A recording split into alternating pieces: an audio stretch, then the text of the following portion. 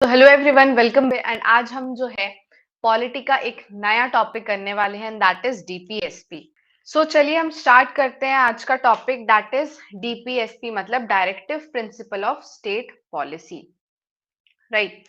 So directive principle of state policy सबसे पहले आपके कॉन्स्टिट्यूशन में पार्ट 4 में दिए गए हैं। राइट। और कहां से कहां तक के आर्टिकल्स हैं? 36 आर्टिकल टू 51, मतलब आर्टिकल 36 से आर्टिकल 51 तक जो है क्या दिए हुए हैं? डीपीएसपी मतलब डायरेक्टिव्स हैं। ये क्या है? डायरेक्टिव्स हैं। 2 मिनट अमन रुक जाओ, मैं बताती हूँ आपको, ठीक है। तो ये क्या है? डायरेक्टिव्स है टू द स्टेट कि उनको कैसी पॉलिसीज बनानी है for the welfare of the people of the country. Right. तो ये डायरेक्टिव्स हैं जो कि स्टेट को दिए गए हैं। ठीक है, डायरेक्टिव्स किसको दिए गए हैं? यहाँ पे स्टेट को दिए गए हैं। फंडामेंटल राइट्स किसको दिए गए हैं? इंडिविजुअल्स को दिए गए हैं। राइट। तो यहाँ पे बी एन राव जो थे कॉन्स्टिट्यूशनल एडवाइजर थे जब आपकी कॉन्स्टिट्यूएंट असेंबली बनी थी, then he said, right, कि there should be two types of fundamental rights. One should be enforceable and another should be non enforceable. Right. Non enforceable का मतलब एक होना चाहिए justiciable and second non justiciable. तो उसके रिजल्ट में जो ड्राफ्टिंग कमिटी थी, उन्होंने क्या किया कि फंडामेंटल राइट रखे जो कि एनफोर्सिएबल थे, जस्टिसेबल थे, और डीपीएसपी रखे। राइट। डीपीएसपी रखे जो कि नॉन जस्टिसेबल थे, but they can be enforced by the state for the welfare of people. Right. तो यहां से आपके आए क्या? Directive principle of state policy. Now ये जो डायरेक्टिव प्रिंसिपल्स हैं आपके, ये कहाँ से लिए गए हैं? आयरिश कॉन्स्टिट्यूशन से। राइट। आयरिश कॉन्स्टिट्यूशन से बोरोड है ये पार्ट। एंड आयरिश कॉन्स्टिट्यूशन ने कहां से बोरो किया है? स्पेनिश कॉन्स्टिट्यूशन से। Right. Doctor B R Ambedkar ने क्या कहा है इसको? नोबल फीचर, हमारे कॉन्स्टिट्यूशन का जो है एक नया फीचर है क्या? Directive principle. Right. So DPSP जो है हमारे ट्रू ट्रू मीनिंग है कॉन्स्टिट्यूशनलिज्म का। राइट। विच मीन्स स्टेट क्या एग्जिस्ट करता है for and is grounded in the inalienable right for of the people. मतलब स्टेट किस लिए एग्जिस्ट कर रहा है? For the people. Right. State किस लिए? For the people, for the welfare of people, और उनके राइट्स को जो है एक शक्ति देने के लिए जो है डायरेक्टिव प्रिंसिपल्स बनाए गए हैं, और स्टेट इसीलिए एग्जिस्ट करता है। Right. A constitutional form of government seeks to establish a welfare state which is reflected in the DPSP, जैसा कि अभी हमने बात की। सो आपके जो डीपीएसपीज हैं, राइट, डीपीएसपी है, इसका डिवीजन जो है 3 तरीके से किया गया है। यहाँ पे जितने हमारे डीपीएसपी हैं, राइट, आर्टिकल्स जितने भी डिवाइडेड हैं यहाँ पे, राइट, तो इसके जो डिवीजन है वो किस बेसिस पे किए गए हैं? Socialistic principle, Gandhian principle and liberal principle. But it is not like कि यहाँ से यहाँ तक के सोशलिस्टिक प्रिंसिपल है कि 38 से 50, 38 से 49 आपके ये हैं, 49 से 50 ये है, 51 ये वाला है, ऐसा कुछ नहीं है। तो रैंडमली जो है डिवाइडेड है। राइट। तो ये आपको ध्यान रखना पड़ेगा। नाउ सोशलिस्टिक प्रिंसिपल में आर्टिकल 38, 39, 39A, 41, 42, 43, 43 एंड 47 आ जाता है। This socialistic principle aims to establish a welfare state. Right. Welfare state को स्टैब्लिश करने के लिए जो है ये सोशलिस्टिक प्रिंसिपल्स बनाए गए हैं। नाउ गांधीयन प्रिंसिपल्स, जो गांधी जी के प्रिंसिपल्स हैं, they are they are taken from the vision that Gandhi ji had when he was fighting for the freedom of our country. Right. So ये गांधी जी के विजन से related है। राइट। तो इसमें article 40 है, 43, 43 भी, 46, 47, 48, तो इसमें डिफरेंट लीक आपके इंटॉक्सिकेटिंग सब्सटेंसेस को बंद करना, कॉटेज इंडस्ट्री को बढ़ावा देना, इन सब टाइप के जो है आपके क्या है? डीपीएसपी मतलब डायरेक्टिव्स है to the state. Now liberal principle जो है आपके 44, 45, 48, 48A, 49, 50, 51 आर्टिकल्स हैं। अगर आपको डायरेक्ट याद करना है तो आप इस टेबल से याद कर सकते हो। और ये क्या? लिबरलिज्म के आइडिया को जो है प्रमोट करते हैं। तो एक एक करके हम सारे आर्टिकल्स आज देखने वाले हैं, किसके? डीपीएसपी के। Right. So first is article 38। Right. Article 38 क्या कर रहा है? It is promoting the welfare of people. क्या कर रहा है? वेलफेयर। सबसे पहले हमने यहाँ देखा क्या कर रहा है? वेलफेयर ऑफ पीपल का जो है इसको सिक्योर कर रहा है through social order, through social economic and political justice. So social economic और पॉलिटिकल जस्टिस के थ्रू ये जो है क्या कर रहा है? सोशल ऑर्डर को सेव कर रहा है, वेलफेयर कर रहा है पीपल का। ठीक है। तो उसके अलावा to minimise inequalities in income, income में इनइक्वालिटी को मिनिमाइज करने के लिए स्टेटस, फैसिलिटी और अपॉर्चुनिटीज देने के लिए जो है आर्टिकल 38 है। मतलब आपकी जैसे देखा जाता है, राइट, कई सारी एमएनसीज हैं, एमएनसीज में मेल फीमेल न्यूट्रल जेंडर सब लोग काम कर रहे हैं, but there is a high discrepancy, high difference between the salaries of male counterpart and their female counterpart, right. बहुत ज्यादा डिफरेंसेस हैं in the male counterpart and the female counterpart in their salaries, income, even status, facilities, right. So article 38 क्या कह रहा है? To provide welfare of people as well as to minimise inequality in income, status, facilities and opportunities, right. Next article 39 आ जाता है आपका। Article 39 क्या कह रहा है? To secure the adequate means of livelihood for all citizen, क्योंकि लोगों को लाइवलीहुड नहीं मिलेगा तो how they will lead their life, right. Equal distribution होना चाहिए मटेरियल्स रिसोर्सेज का for the community, for the common man. यहाँ पे आपका ये जो सोशलिस्टिक प्रिंसिपल है ये क्या कह रहा है कि सारे जितनी पॉपुलेशन है, राइट, और जो रिसोर्सेज हैं वो पूरे पॉपुलेशन में इक्वली जो है डिवाइडेड होने चाहिए, और कॉन्सेंट्रेशन नहीं होना चाहिए। जैसा कि देखा गया है जनरली क्या होता है, आपकी कैपिटलिस्ट इकोनॉमी में जो आपके कॉन्सेंट्रेशन होता है वेल्थ का वो 20% लोगों के पास होता है, राइट। क्या बोलते हैं? 20% people have 80% of wealth and 80% of people have the 20% of the wealth. So this should not be there in a welfare state. Or means of production, right, equal pay for equal work for men and women, preservation होना चाहिए health and strength of workers and children's against forcible use. Now children should not be uh, given forcible abuse, मतलब forcible abuse नहीं होना चाहिए बच्चों का, and opportunities होनी चाहिए for the development of children, right. Healthy development of children के लिए अपॉर्चुनिटीज एडुकेट होनी चाहिए। Now article 39 also says to promote equal justice and to provide free legal aid to poor, right. Free legal add की बात यहाँ की गई है। जो लोग सक्षम नहीं होते हैं, जिनके पास उतना पैसा नहीं होता है कि वो अपने लिए कुछ कर पाए, राइट, लीगली अगर उनको कुछ क्लेम करना है तो that they can't do so, the here article 39 provides them with free legal aid to poor. अगर स्टेट चाहे, अगर स्टेट के पास इनफ रिसोर्सेज हो, जनरली डीपीएसपी आपके कब एनफोर्स करती है, स्टेट कब लॉज लेके आती है regarding to DPSP? when it has enough resources। Generally जब, इसीलिए ये जो है आपके इन्फोर्सिएबल या जस्टिसेबल नहीं बनाए गए, क्योंकि जब तक स्टेट के पास इनफ रिसोर्सेज नहीं होंगे वो जो है ये फैसिलिटीज नहीं दे पाएगी किसको? अपने सिटीजन्स को, राइट। नेक्स्ट हम देखते हैं आर्टिकल 40, राइट। आर्टिकल 40 आ गया आपका, to organise village panchayat, right. Village panchayat को ऑर्गेनाइज करने का, राइट। डिसेंट्रलाइजेशन, यहाँ पे इनडायरेक्टली डिसेंट्रलाइजेशन की बात की गई है,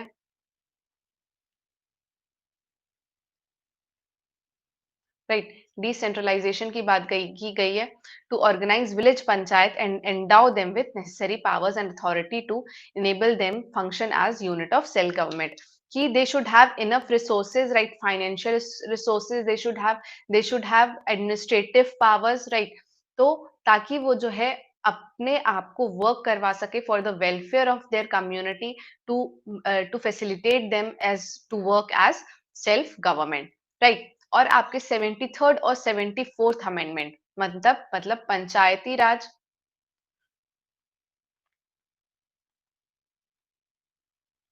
एंड योर म्युनिसिपैलिटीज किससे आई थी? 73rd से आपके पंचायती राज आए थे और 74th से जो है म्युनिसिपैलिटीज आई थी, अमेंडमेंट्स हुए थे, राइट। और इनको कॉन्स्टिट्यूशन में जो है ऐड कर दिया गया था to back the DPSPs, right. समझ आ गया? ये आर्टिकल 14 जो है डिसेंट्रलाइजेशन ऑफ पावर की यहाँ पे बात कर रहा है थ्रू पंचायत, राइट। पंचायत को इनफ पावर दो ताकि वो as a unit, as different panchayat जो है अपने आप को डेवलप कर सके। ताकि और कैसे डेवलप करेंगी? When they will have enough resources. Now article 41 पे आ जाते हैं हम, राइट। Article 41, right, to secure right to work, to education and to public assistance in cases of unemployment, old age, sickness and disablement, right? You should have the right to work, right to work होना चाहिए, मतलब आप काम कर सको, आपको कोई deny नहीं कर सके, मनरेगा इसी के अंडर आ जाता है, ठीक है।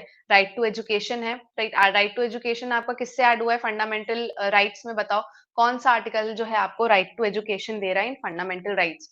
फटाफट कमेंट बॉक्स में बताओ गाइस।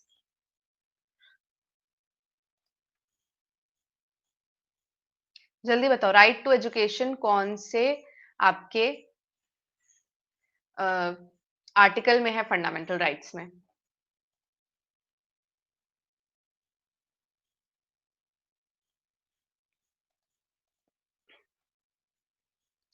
जितने लोग सेशन देख रहे हैं बताओ भाई, कौन से आर्टिकल में है right to education from 6 to 14 years of as?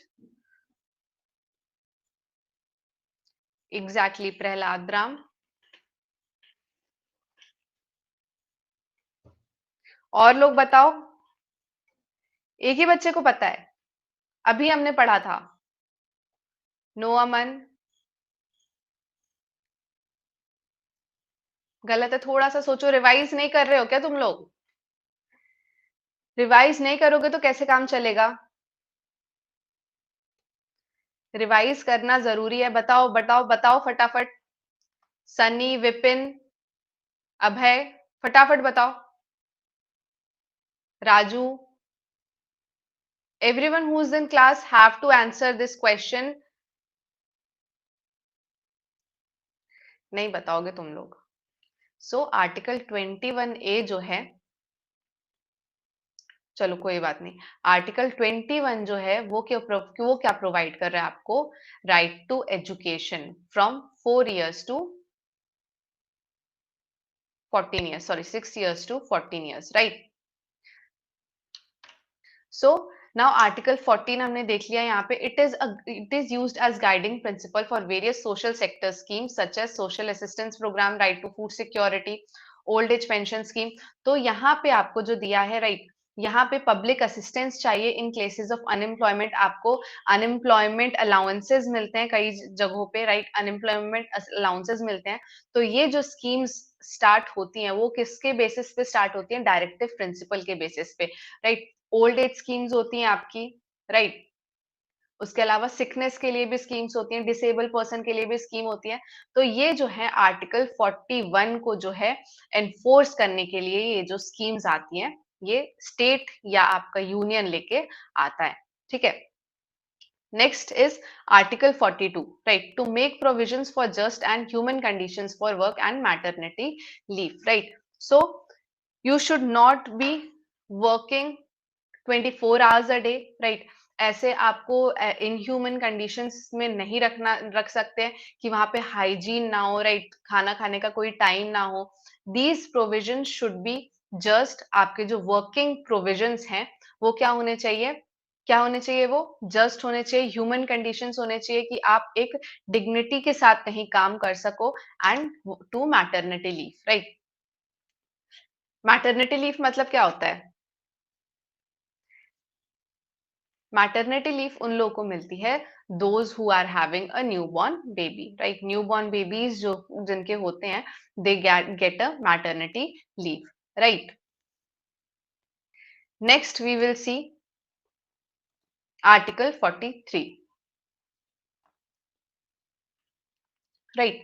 Article 43 हम देखेंगे, right to secure a living wage, a decent standard of life, social and cultural opportunities for all workers. तो यहाँ पे हमने बात की, जितने भी वर्कर्स हैं उनको एक लिविंग मिनिमम वेज मिलनी ही चाहिए, so that they can live peacefully, right. They can fulfil all there needs, उनकी जो बेसिक नीड्स हैं वो फुलफिल हो सके, उतनी इनको उनको लिविंग वेज मिलना चाहिए, right. Decent standard of life, work life जो उनकी होनी चाहिए वो एक स्टैंडर्ड होनी चाहिए, राइट। बहुत जो है मिनिमम नहीं होना चाहिए कि वो रह ही नहीं पाए, ठीक से खाने को नहीं हो पाए उनको, right. And social and cultural opportunities, उनको सोशली जो है सारी अपॉर्चुनिटीज मिलनी चाहिए, उनके साथ जो है डिस्क्रिमिनेशन नहीं होना चाहिए कहीं, as well as cultural opportunities, right. So next is to take steps to secure participation of workers in the management of industry. Industries के management में जो है वर्कर्स का पार्टिसिपेशन हो। यहाँ पे लेबर यूनियन जो बनती हैं इसी के बेसिस पे बनती हैं क्या, वर्कर्स का participation in management of industry, right. Next is to promote cottage industry on an individual और cooperation basis in rural areas. Now tell me, cooperation basis पे रूरल एरियाज में कौन किस टाइप के ग्रुप्स चलते हैं, किस टाइप के ग्रुप्स जो है make they are made for the on the basis of cooperation in rural areas. और उसमें क्या होता है, एक दूसरे को हेल्प की जाती है। फटाफट बताओ, थोड़ा सा मैंने तुम लोगों को हिंट दे दिया है, राइट। तो यहाँ पे आपको कॉटेज इंडस्ट्रीज को जो है प्रमोट करना, राइट, और ऑन एन इंडिविजुअल और कोऑपरेशन सबके साथ मिलके किसी को जो है सपोर्ट देना for establishing their own small industry, right? Next is to promote voluntary formation, autonomous functioning, democratic control and professional management of cooperative society. तो आपकी कोऑपरेटिव सोसाइटीज एक्ट जो है 97th कॉन्स्टिट्यूशनल अमेंडमेंट एक्ट 2011 से जो है start हो गया था, ऐड कर दिया गया था। फटाफट बताओ कि रूरल एरियाज में इंडस्ट्रीज को डेवलपमेंट करने के लिए, जैसे पापड़ इंडस्ट्रीज होती है, राइट, पापड़ के लिए डाली जाती है, तो वो किस बेसिस पे डाली जाती हैं। सो सेल्फ हेल्प ग्रुप्स होते हैं, यहाँ पे क्या होते हैं, सेल्फ हेल्प ग्रुप्स होते हैं जिसको हम SHGs भी बोलते हैं, right. So they form a group, ये लोग जो है मनी कंट्रीब्यूट करते हैं और जिसको भी जरूरत होती है they lend money on very small interest rates to their peers, right. Next आ जाता है article 44, right, to secure to all citizen a uniform civil code throughout the country. Uniform civil code का मतलब क्या हुआ यहाँ पे कि similar rules and regulations related to marriage, divorce, birth, adoption, right, then आपके succession को related, right, succession से related अगर कोई भी आपके rules and regulations हैं तो पूरी country में एक जैसे सेम रूल्स एंड रेगुलेशंस हो तो उसको क्या कहा जाता है, यूनिफॉर्म सिविल कोड, राइट। जैसे अभी हिंदूज के लिए, मुस्लिम्स के लिए, सिख के लिए जो है आपकी मैरिजेस के लिए डिफरेंट रूल्स हैं, राइट, डाइवोर्सेस के लिए डिफरेंट रूल्स हैं। तो ये ना हो, ये जब नहीं होंगे, जब यूनिफॉर्म आ जाएगा, रूल यूनिफॉर्म सबके लिए एक जैसे रूल्स हो जाएंगे, राइट, तो उसको क्या बोला जाएगा, uniform civil code. Now which of the state of India is having uniform civil code? India का कौन सा स्टेट है that is having uniform civil code?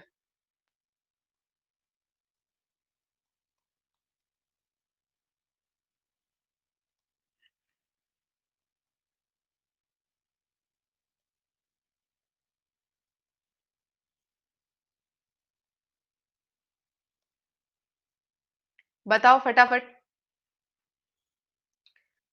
You guys should be knowing this, ये क्वेश्चन आ सकता है ना एग्जाम में।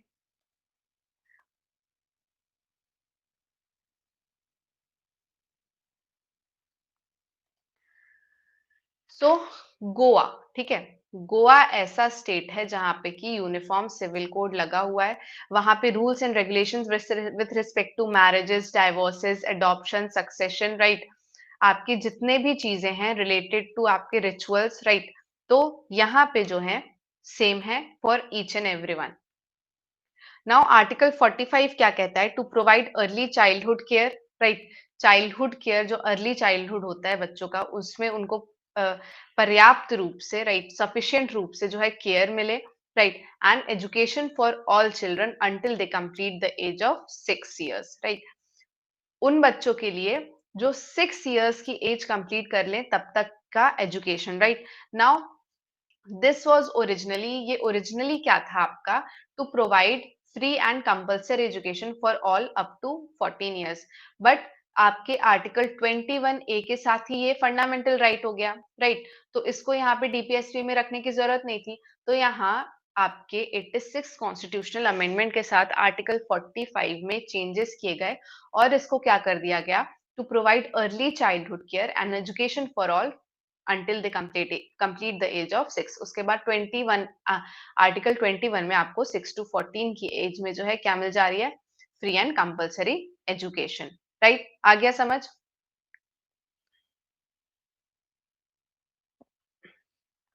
Next is article 46, right, to promote the educational and economic interest of SC/STs and other backward classes and weaker section of societies and to protect them from social injustice and exploitation.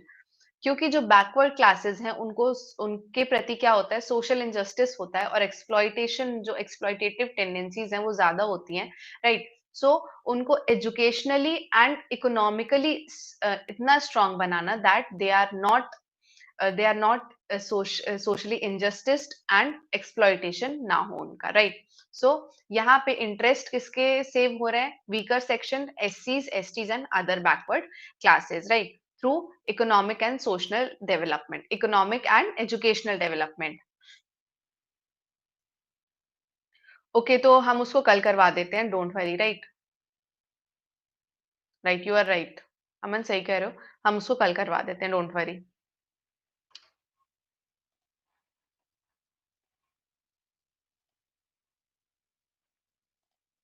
Next class में हम इसको continue कर लेंगे, right.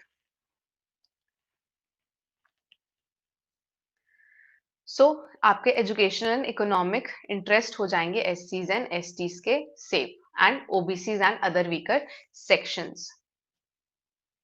Article 47 क्या हो जाएगा, to prohibit the consumption of intoxicating drinks and drugs which are injurious to health, right. आपकी जो लीकर शॉप्स हैं उसको, ड्रग्स जो काफी लोग लेते रहते हैं, right, which is very injurious to health, right. इसका कोई फायदा नहीं होता है, बस नुकसान ही नुकसान है, right. So prohibiting the consumption of these intoxicating drinks, ये स्टेट जो है अप्लाई कर सकता है, it can give power to the DPSP through article 47, ठीक है। और आपके जो है फंडामेंटल राइट्स जो है आपको जो यस लाइक बिहार, राइट, तो ये जो है अप्लाई कर सकता है कौन, state. Now the state shell rise the level of nutrition and standard of living of its people and the public health. इसी के साथ, राइट, जो इंजूरियस है आपकी हेल्थ को लेके उसको प्रोहिबिट करने के साथ स्टेट पे ये जो है आपकी स्टेट रिस्पॉन्सिबल है for what, to levelling up the nutrition, जैसे कि हम फूड सिक्योरिटी एक्ट में देखते हैं, फोर्टिफिकेशन देखते हैं, right. So this is what, this is to level up the nutrition and standard of living of people and public health, क्योंकि कई बच्चे जो है माल न्यूट्रिशन का शिकार हो जाते हैं and therefore they are given food to increase their nutritional value, right. Next देखते हैं हम article 48। So what Article 48 says, to prohibit the cow slaughter, calves and other milch and draught cattle and also to improve their breeds. Now Article 48 जो है, right, Article 48 भी आपका Gandhian principal है।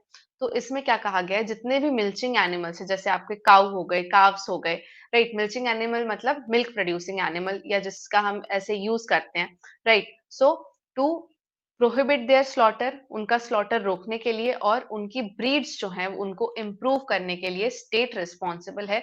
State ऐसे act, ऐसी schemes ला सकता है to prohibit the cow slaughter, cows and other milch and draught cattle, और टू इम्प्रूव देयर मतलब उनकी जो किस्में हैं, उनकी जो ब्रीड है उसको इम्प्रूव कर सकता है। इंटरब्रीडिंग होती है, काफी सारे तरीके होते हैं जिससे कि ब्रीड्स जो हैं वो इम्प्रूव होती हैं, right. Now, next is to protect the and improve environment and to safeguard forest and wildlife. तो environment को अगर आप improve और protect करना चाहते हो तो आपको ultimately क्या ही करना पड़ेगा, वाइल्ड लाइफ और फॉरेस्ट को सेफगार्ड करना पड़ेगा, और तभी आपकी जो है एक बैलेंस बन पाएगा एनवायरमेंट में, और वो जो है इम्प्रूव होगी एंड प्रोटेक्ट होगी, right. Next, to organise the agriculture and animal husbandry on modern and scientific lines, मतलब जितने भी मॉडर्नाइजेशन टेक्नोलॉजीज हैं उसको एग्रीकल्चर में लेके आना, to increase the productivity, right, productivity increase करना, क्योंकि देख रहे हो आप पॉपुलेशन बढ़ रही है, प्रोडक्टिविटी जो है डिक्रीज हो रही है, आपका जो सॉइल का जो न्यूट्रिशन लेवल है वो कम हो रहा है। तो अगर आप जो है नई साइंटिफिक और मॉडर्न लाइंस पे जो है एग्रीकल्चर करोगे, एनिमल हस्बेंड्री करोगे, कैसे, bye improving there breeds, improving breeds भी जो है आपकी एक मॉडर्न और साइंटिफिक टेक्नोलॉजी से ही तो पॉसिबल होता है, राइट। तो ये सब जब आप करोगे तो ये किसके अंडर आ जाएगा, आर्टिकल 48 के अंडर, ठीक। अब नेक्स्ट देखते हैं हम article 49। Now this is important for each and every one of you, जो भी अगर ऐसे कोई काम करते हो कि जाके मॉन्यूमेंट्स पे अपना नाम लिख के आ जाते हो कि हाँ हम यहाँ फलाना इंसान फलाना तारीख को यहाँ मौजूद था, ठीक है? तो ये सब चीजें हमको नहीं करनी है। So article 49 says to protect the monument places and objects of artistic और historic interest which are declared to be of national interest. And also अगर आप कहीं देखो, अगर आप कोई मॉन्यूमेंट देखने जा रहे हो, राइट, कोई हिस्टोरिक प्लेस देखने जा रहे हो, राइट, तो अगर कोई ऐसा करते हुए पाया जाता है तो आप उसको भी मना कर सकते हो, राइट, कि नहीं करना है हमको ये सब, ठीक है? आप देखते हो, राइट, फॉरेन कंट्रीज जो होती हैं, राइट, वहां के मॉन्यूमेंट्स कितने सहेज के रखे रहते हैं, उनने कितने संभाल के रखे रहते हैं। बट इंडिया में आधे से ज्यादा लोगों को इस बारे में जो है अवेयरनेस ही नहीं है, राइट, और वो क्या करते हैं, जाके मॉन्यूमेंट्स पे अपना नाम लिख के आ जाते हैं। So this should not be done, right, ये बहुत गलत चीज है। This should not be done, so this is given in article 49। तो हमारे कॉन्स्टिट्यूशन मेकर्स को जो है पता लग गया था कि हमारा फ्यूचर जो है क्या होने वाला है, तो उन्होंने पहले ही बोल दिया कि मत करना ये सब, ठीक।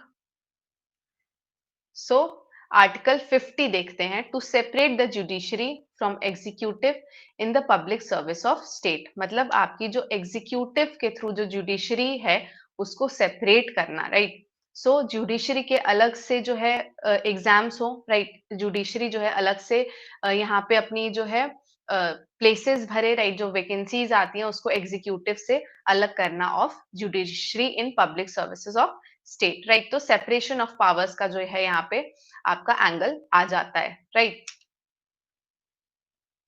Next is to promote international peace and security and to maintain just and honourable relations with other nations. मतलब आपकी इंटरनेशनल पीस और सिक्योरिटी को मेंटेन करना, राइट, ऐसा कुछ नहीं करना जिससे कि आपकी इंटरनेशनली जो है, राइट, वॉर के चांसेस आ जाएं, राइट, सिक्योरिटी जो है हैम्पर हो जाए कंट्री की, right, and to maintain just and honourable relations with other nations, right. तो ये है। And next, to foster respect for international law and treaty obligations and to encourage settlement of international dispute by arbitration. तो आपके जितने भी international laws India ने sign किए हैं, राइट, इंटरनेशनल ट्रीटीज का पार्ट है, अगर इंडिया किसी ग्रुप का पार्ट है, अगर उसकी जो उसके जो रूल्स रेगुलेशंस हैं वो बाइंडिंग है, तो उसको जो है रिस्पेक्ट करना, उसके लिए रिस्पॉन्सिबल रहना कि we will be obeying these rules, right. Encourage करना इंटरनेशनल डिस्प्यूट्स को, मतलब जो आपके इंडिया के डिस्प्यूट्स हो रहे हैं, अगर इंडिया स्पेसिफिक देखा जाए, राइट, इंडिया के अगर डिस्प्यूट्स हो रहे हैं विद डिफरेंट कंट्रीज, तो फर्स्ट स्टेप क्या होना चाहिए उनका, जो फर्स्ट एंड फॉरमोस्ट स्टेप या सबसे ज्यादा कोशिश यही होनी चाहिए कि उनको डायलॉग्स या आर्बिट्रेशन के थ्रू जो है उसको सेटल किया जाए, राइट, उसको खत्म किया जाए, and not through war, right. क्योंकि वॉर तो लोग कर लेते हैं पर ये नहीं सोचता इंसान कि वॉर से कितने लोगों की जिंदगियां खराब हो रही हैं, राइट, पूरे नेशन पे इम्पैक्ट पड़ता है।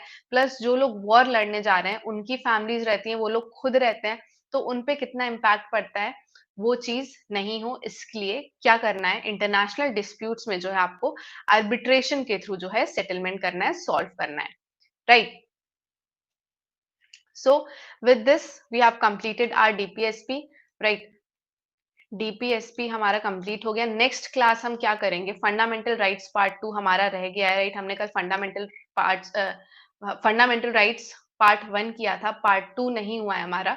सो नेक्स्ट क्लास में जो है हम फंडामेंटल राइट्स पार्ट 2 करेंगे, और आपको फंडामेंटल राइट्स पार्ट 1 और डीपीएसपी अच्छे से रिवाइज करके आना है। I will be asking questions, question के बीच लेक्चर के बीच में I will be questions asking questions and each and every one of you have to answer, right. ऐसे नहीं चलेगा कि कोई आंसर दे ही नहीं रहा है, मतलब पढ़ते पढ़ते याद होगा एक बार में। एक बार आपने अच्छा ये बताओ, एक बार पढ़ के क्या कुछ याद हुआ है आपको? हुआ है कभी कुछ याद? नहीं हुआ ना? तो रिवाइज करते रहो, ध्यान रखते रहो। एक बार में मान लो पहले आप 5 आर्टिकल्स याद करो, ठीक है, इजी पकड़ लो, ठीक है, तो वो याद हो जाएंगे। नेक्स्ट टाइम पे फिर 5 आर्टिकल्स याद करो, राइट, और पिछले 5 को रिवाइज करो। इस तरीके से जो है उसको रिवाइज करोगे तो हो जाएगा, ठीक है। ओके, 50% भले ही हो जाता है, पर फिर 2 दिन बाद वो 50% में 20% याद रहेगा। तो रिवीजन इज़ इम्पोर्टेंट, और एक बार में पूरे रटने की कोशिश मत करो। आर्टिकल्स अगर याद कर रहे हो तो उसको धीरे-धीरे याद करो और रिवाइज़ करते रहो पिछला, ठीक है? So with this we complete our today's session. आज का सेशन यहीं हम खत्म करते हैं। We will meet in next session with fundamental rights part 2, right? So guys take care and have a good day. Bye bye.